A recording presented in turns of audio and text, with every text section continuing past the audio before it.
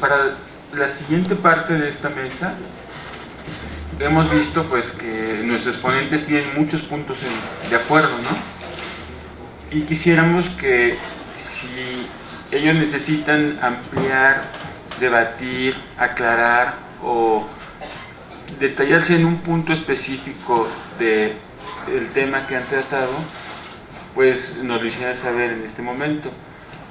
Nos gustaría también conocer el punto de vista primeramente de la maestra Berenice. Por favor. Muchas gracias. Sí. ¿Cómo es mesa redonda? ¿Cómo es mesa redonda?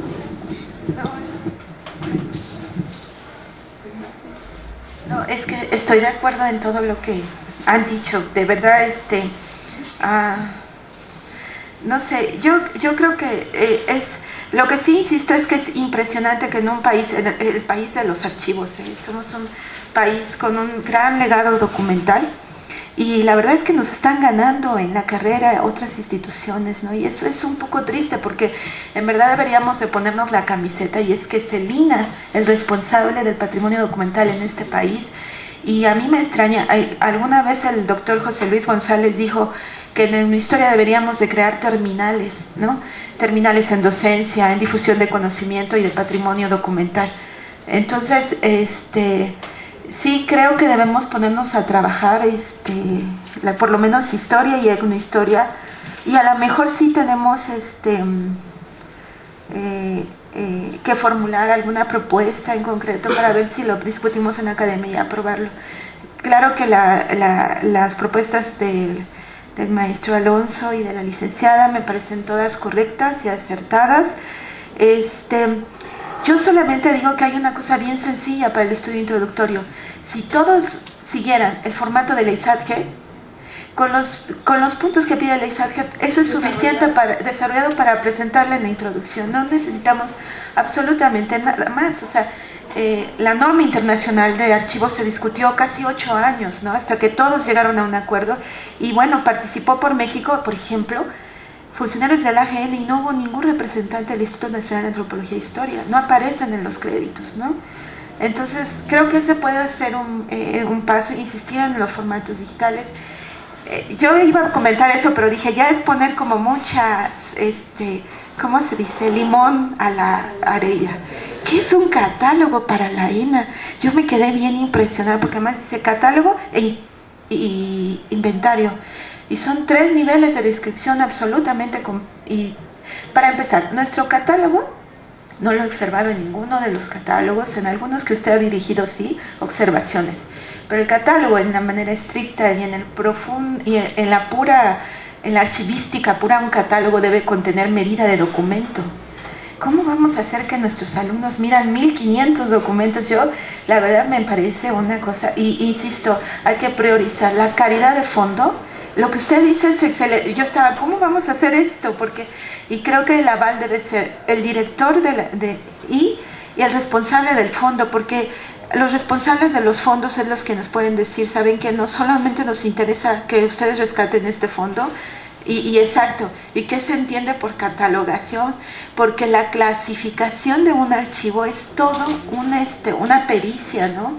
Y insistir, bueno, es que el problema de veras ya es el fondo en México, es que desdeñamos mucho. En España, cuando te dicen que eres un archivista, te están dando flores, ¿no? Aquí te dicen archivista y te ven como, eres un técnico. Y yo, lo que he aprendido en mi vida, lo he aprendido porque trabajé en un archivo durante 11 años, ¿no? Y la manera en cómo hago investigación me la permitió el conocimiento de un archivo. Y yo lo he notado con gente que ha trabajado mis temas, empezaron trabajando archivos, ¿no? Porque bueno, no se entiende la historia y la historia sin estas fuentes documentales, ¿no? Entonces, creo que sí está en todo acertado. Insisto en que sí no hay restricciones para los posgrados, pero bueno, y si no, bueno, tendremos que presentar una queja y tenemos que explotar la ley de archivos, que las penas, las sanciones para los funcionarios públicos que no cumplan, que no contraten gente capacitada, por ejemplo, ¿no? Entonces, bueno, Bueno, ya es una cosa maravillosa, ¿no? La ley de archivos dice que el director del Archivo General de la Nación debe ser doctor en historia. Entonces dice uno, bueno, ya, por lo menos no es la pariente de, ¿no?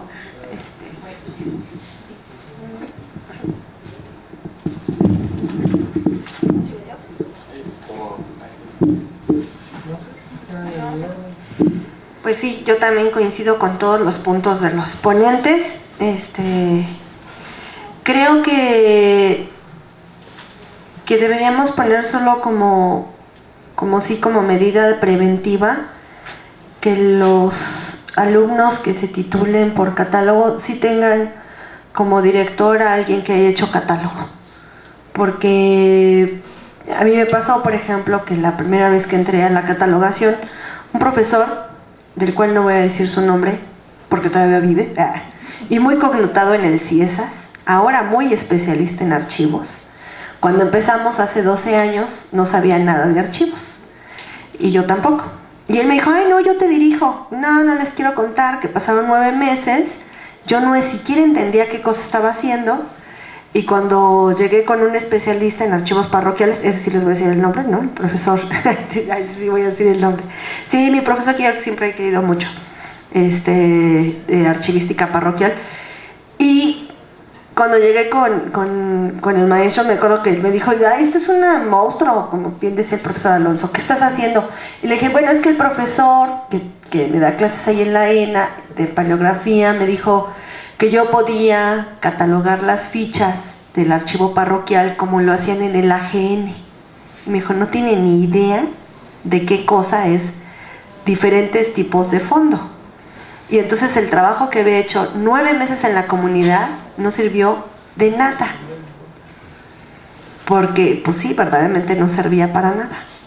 Entonces, sí creo que debería, como única restricción, o sea, de por sí es muy difícil hacer catálogos, como única restricción sí debería solicitarles a los alumnos que se acerquen a alguien que haya hecho catálogos, porque los que hicimos catálogos alguna vez en la vida sabemos cuál es la técnica y la complicación. Luego de ahí, el asunto de que yo, por ejemplo, revisar unos catálogos hechos por buenos investigadores, excelentes investigadores, pero que de catalogación no saben nada. Y entonces, pues resultan unas cosas que técnicamente no se entienden. Entonces, si la función del catálogo es ser un instrumento de consulta útil, pues ahí se perdió todo objetivo, porque ya no fue útil. Y luego los pobres chicos, pues tienen que hacerse cruces con el trabajo. Sobre todo en la historia pasa mucho, que cuando hacen catálogo tienen que darle la justificación etnohistórica, y se comete un grave error. Las fuentes etnohistóricas son, y le hacemos un favor terrible a la etnohistoria catalogando las fuentes por históricas y etnohistóricas. Las fuentes son las fuentes y cada quien las usa como le sirven y le encuentra lo que le haya. Entonces, de repente muchos catálogos son como demasiado restrictivos en ese sentido. Y por otro lado, creo que podríamos sacar como parte de esta mesa un acuerdo en común entre ambas licenciaturas de solicitar, insisto, en que los catálogos estén a disposición, que finalmente los bajen, que los podamos usar, que sean instrumentos de consulta y deberían estarse consultando, no deberían estar allá arriba guardados.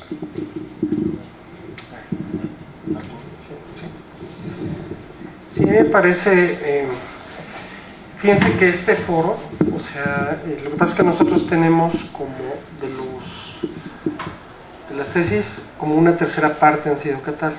Es decir, hay gente que llegó también a pedirme el catálogo, no, yo sin saber, porque además ahora sí que nos echamos a la viva México.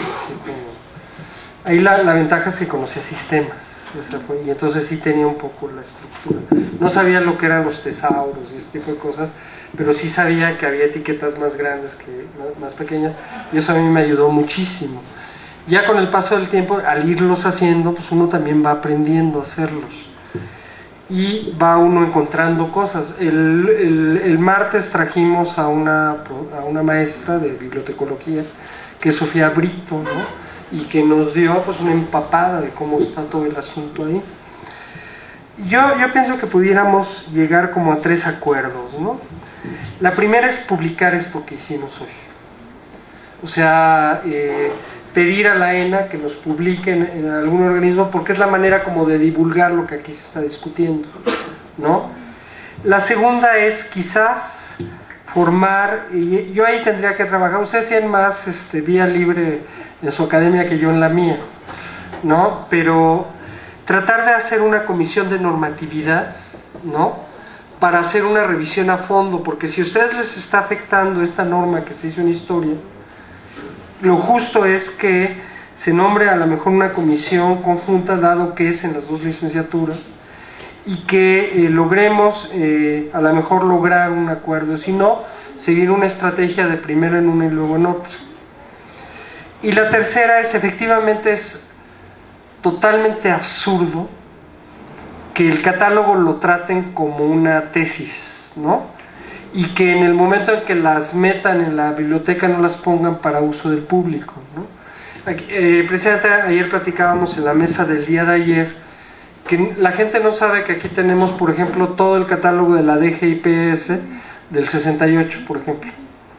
Que no sabe la gente que tenemos aquí el espionaje alemán en el periodo, el espionaje político en el gobierno cardenista aquí, y que son catálogos que, bueno, yo conozco y que, porque los hemos hecho en el taller, pero a veces no conozco los de otros. A mí me ha tocado dictaminar algunos catálogos, y los catálogos que me ha tocado dictaminar me parece que son también muy importantes, ¿no? Cosas sobre tierras y sobre este tipo de cosas, y sin embargo la gente no sabe, o sea, que están para la consulta, porque tú tienes que llegar al acervo de las tesis y consultarlo como si fuera una tesis, cuando los catálogos tienen que estar en un área especial para divulgarse, ¿no? Ahora, también platicábamos esto, nosotros hacemos los catálogos al revés, es decir, hacemos el instrumento electrónico primero, se genera en electrónico y luego lo tenemos que trasladar a papel, cuando ya lo tenemos en electrónico. Ahí un poco la problemática ha sido sobre todo el problema de la publicación, porque tiene que encriptarse, pues si no te lo vuelan, ¿no? Entonces, ahí yo creo que habría que pedir, mi conocimiento no llega tanto, es decir, yo tengo un hermano que a lo mejor sí lo podría encriptar y hacer todas esas cosas, pero yo no lo podría hacer. Pero para eso tenemos un departamento de cómputo y para eso tenemos sistemas, ¿no? En la universidad, en el momento que tú planteas una cosa, va toda la Dirección General de Cómputo Académico y te lo hace, ¿no? Entonces acá una de las cosas que tendremos que hacer es hacer la transferencia. Tenemos, por ejemplo, catálogos de imágenes así muy importantes también, o catálogos, por ejemplo, de las comunidades, que yo creo que es la preservación de la historia del país, y sin embargo son catálogos que no se pueden consultar en línea, por ejemplo. Tenemos muchos fondos de cosas que yo he visto ahí. Pues nada, también complementando lo que decía el profesor, tenemos muchos fondos, esos yo los he dictaminado, de hemeroteca de la UNAM, que ni siquiera, o sea, los tiene la UNAM, ¿no?, para consulta, pero que no están en línea. Por ejemplo, tenemos un fondo muy importante de revistas del siglo XIX, y tenemos el fondo catalogado por lo menos parcialmente del arqueólogo Peiro Bosch o algo así, que es uno de los más importantes que tiene el INAH. O sea, tenemos muchas cosas que hemos ido trabajando de la UNAM como alumnos de la ENA y que desconocemos. A ver, pero es muy sencillo. ¿Hay alguien aquí de la Escuela de Biblioteconomía y Archivística? Porque voy a decir alguna maldad, ¿no? Aunque estuvieran aquí se los voy a decir. Pero sí le tenemos que imprimir nuestro color y nuestro sabor. Yo creo que hay una dificultad si utilizamos la forma de catalogación de la Escuela de Biblioteconomía y Archivística, porque es muy técnica. Y nosotros, ahí está el punto, que nosotros somos de verdad investigadores y antropólogos y historiadores y etnohistoriadores, y le debemos dar nuestro toque especial. Porque si nos sujetamos a la modalidad que ellos entienden por catálogo, nos vamos a poner la soga en el cuello y lo que vamos a hacer son catálogos muy técnicos, ¿no? De verdad técnicos en el sentido, yo casi renuncio. Cuando a mí me invitaron a ser directora y yo le decía cómo catalogar, cómo he aprendido, y me lo regresaban porque no tenía tecnicismos porque ellos tienen de verdad todo un lenguaje que han construido durante muchísimos años, ¿no? Entonces, creo que también en eso sí tenemos que insistir. Creo que el estudio introductorio es bueno, que lo tengamos con ciertas, dándole el toque de historia, de historiadores y de antropólogos, ¿no? Eso sí, me parece que debe ser muy especial. Y lo podemos hacer.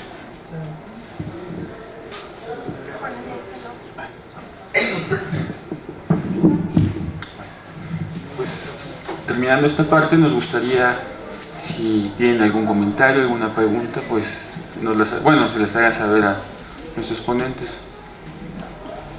Preguntas, comentarios, dudas, algo, opinión, crítica.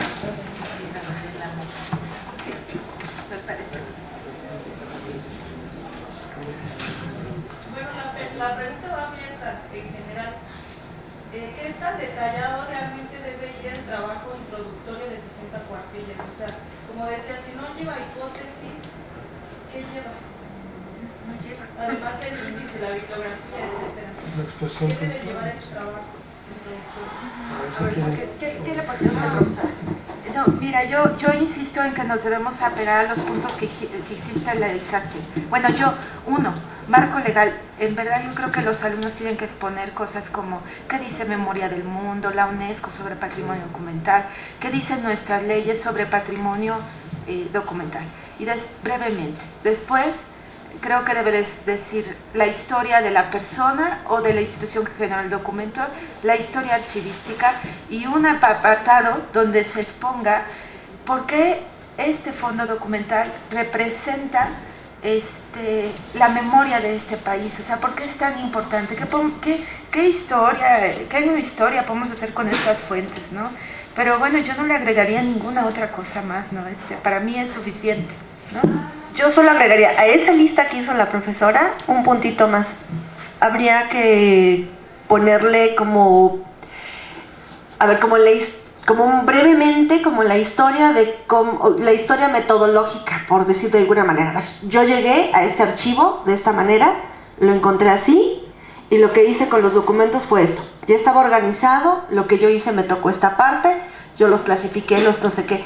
O yo llegué y estaba absolutamente desordenado y entonces lo que yo hice fue paso 1, paso 2, paso 3 y que entonces a esa lista que ya hizo la profesora Bere, que me parece que es muy conveniente, poner como esta parte de aprendizaje. O sea, si la tesis de investigación dice, a ver, yo construí un problema de tesis a partir de preguntarme cómo sucedió tal cosa, entonces yo como archivista o como catalogador construí este catálogo, este instrumento de consulta a partir de que llegué a este punto, el archivo ya estaba ordenado, estaba desordenado, lo ordené, lo limpié, lo clasifiqué.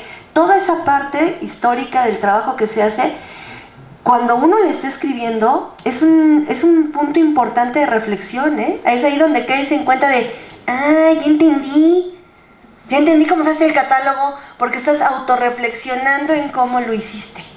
Y esa es la parte, coincide en esto que decía la profesora Bere, no está mal ser técnicos.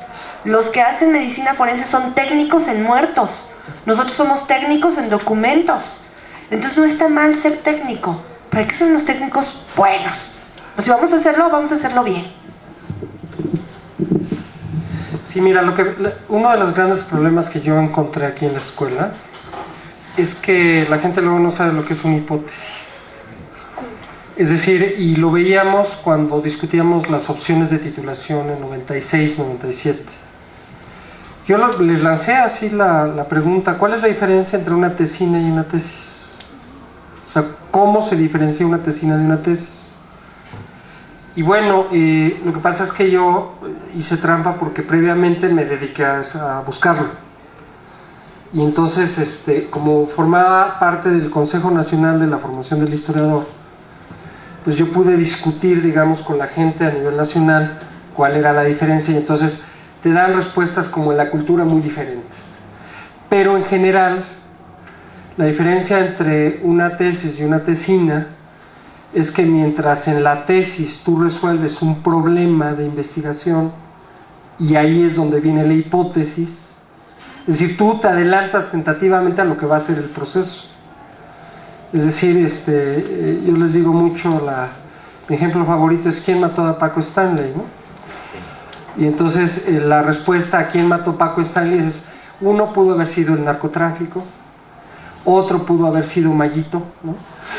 Otro pudo haber sido Televisa porque estaba celoso porque se había ido a TV Azteca, etcétera. Ahora, la gente no entiende que aunque tú la formules, tú no estás resolviendo el problema. O sea, lo que tú tienes que hacer es encontrar los documentos y las evidencias de que demuestran que fue tal cosa, o los indicios, porque luego lo que encuentras son indicios, y ese indicio es de carácter documental. Entonces tú te anticipas al procedimiento, mientras que en la tesina es lo que hacen todos los alumnos en historia, que es la madre de todas las evaluaciones, el trabajo final. En el trabajo final a ti no te piden que resuelvas un problema de investigación, sino te dicen: hazme un trabajo sobre los cátaros en la Edad Media, ¿no? Y entonces tú agarras los libros de los cátaros, repartes los temas y dices: bueno, tengo que hablar de sus orígenes, luego cómo se desarrollaron, cómo se consolidaron y luego cómo los reprimieron. Entonces, en la tesina tú estás obligada a, en extenso, exponer de manera puntual, suficiente, pormenorizada, un problema. Ese tema, digamos. El tema tú lo expones, ¿no? Y entonces, eso que tú haces cada semestre, yo estudié en la ENA, entonces yo también lo hacía el maquinazo a las 3 de la mañana porque tienes que presentarlo al otro día, y entonces ya de repente le inventabas y de repente le copiabas partes de libros porque no salía por ahí, ¿no? Sí, porque ya no te alcanzaba, ¿no? Y tenías así 3 libros o 4 libros y lo hacías. Eso lo vas a hacer en extenso para el tema, y eso es una tesina y no requiere más de 80 páginas, que esa es la otra tontería. Aquí te piden 120 porque tiene que haber requerimientos, tiene que haber el mismo nivel de exigencia. ¿Para qué en una situación de descripción tú haces eso? En realidad lo que necesitas es exponer, porque ya lo estás haciendo en los trabajos finales. Ahora, lo que les viene todavía a echar limón a la herida, a este tipo de pretensiones de que si no es la tesis, entonces no, como si la actividad profesional solamente fuera esa y no fuera muchas, ¿no? Es que no quiero ser chismoso, pero los posgrados de esta institución se titulan por ensayo. Es decir, ya no se titulan por tesis. Y entonces resulta que todavía hay algunos en la inercia de que no hay que hacer tesis, etcétera, etcétera, cuando además lo que muchos hacen aquí no son tesis sino tesinotas.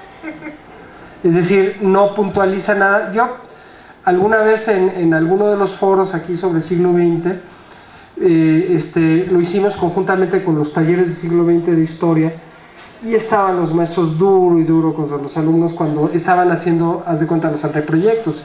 Entonces se me hace un abuso bastante fuerte que cuando tú estás en el anteproyecto y estás con todas las dudas y todo temeroso, empiecen a fregarte que cuál es tu tema, ¿no? Entonces en el momento en que dijeron duro y duro, le pegó como a 5 de mis alumnos, lo que ya me tenía bastante molesto y enojado. Presentó este maestro a su tesista recién desempacado, y entonces lo primero que hice fue rematarlo diciendo: ¿podrías decirme cuál es la hipótesis de tu tesis? Y no pudo contestarlo, y ya estaba titulado. Y digo, es un alumno inteligente, no lo demerito, pero lo que pasa es que aquí hacemos tesinotas. Ese es el problema. Para los catálogos no estamos obligados más que a mostrar de manera puntual y descriptiva una especie como de gran informe de investigación. El informe de investigación es qué hice, cómo lo hice, qué criterios seguí para que se pueda reproducir. Y entonces en este caso hacer el proyecto, efectivamente hay que cambiar el formato.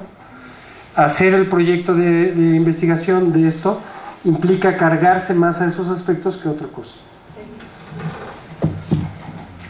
¿Alguien más desea hacer alguna pregunta, compañeros?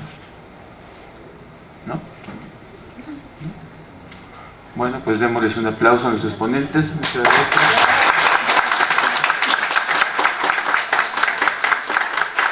Y vamos a entregar las constancias de participación para la maestra Berenice Bravo Rubio. Muchas gracias. La maestra Isabel López Fernández. Licenciada Landy Circe Pérez Morales. Y maestro Arturo Luis Alonso Párez.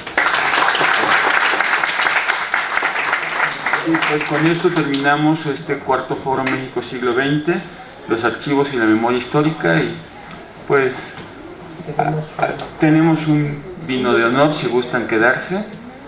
Aquí pues vamos a estar muy bien, ¿no?